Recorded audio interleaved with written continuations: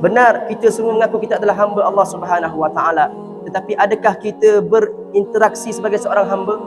Adakah kita bermuamalah dengan Allah sebagai seorang hamba? Bila mana Allah timpakan musibah kepada kita, adakah kita redha dengan musibah tersebut?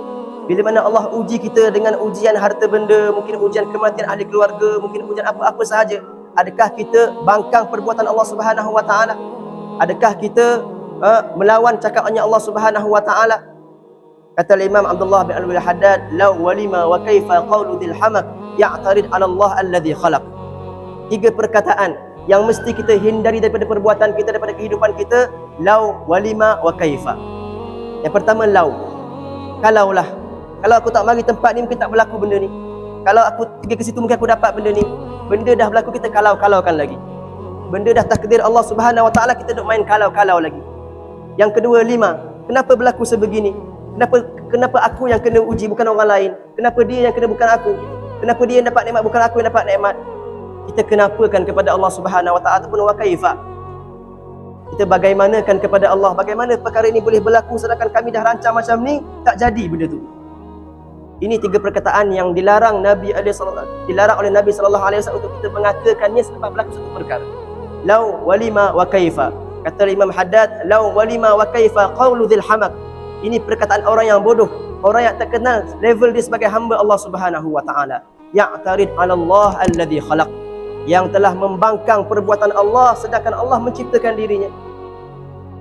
Maka itulah yang perlu kita belajar daripada sirah Nabi sallallahu alaihi wasallam, yang sentiasa redha dan juga sabar dengan apa saja ujian yang ditimpa oleh baginda Nabi sallallahu alaihi wasallam, sehingga kan Rasulullah sallallahu alaihi wasallam bila dilempar batu di kota Taif masih lagi mampu mendoakan kebaikan untuk musuhnya.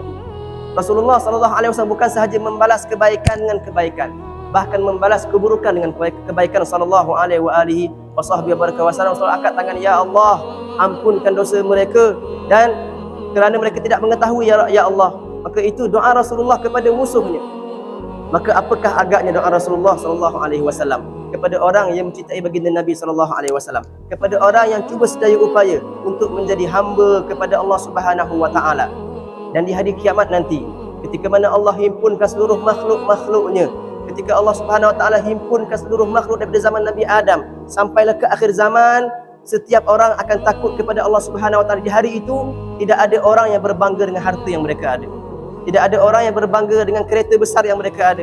Tidak ada orang yang berbangga dengan jawatan, pakaian dan mungkin keluarga yang ramai yang mereka ada. Tetapi di hari kiamat, orang akan berbangga bila mana dekat dengan Rasulullah sallallahu alaihi wasallam. Kita atas dunia ni, kita akan berasa hebat, berasa bangga kalau kita dekat dengan seorang orang yang dikata bertitle besar. Mungkin dia YB ke, mungkin dia pemimpin ke, mungkin dia raja ke.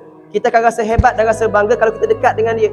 Orang kanan dia ke, ataupun hatta driver dia ke, kita akan rasa hebat. Aku ni driver pada orang yang hebat. Tetapi di hari kiamat tidak dapat berbangga dengan perkara itu.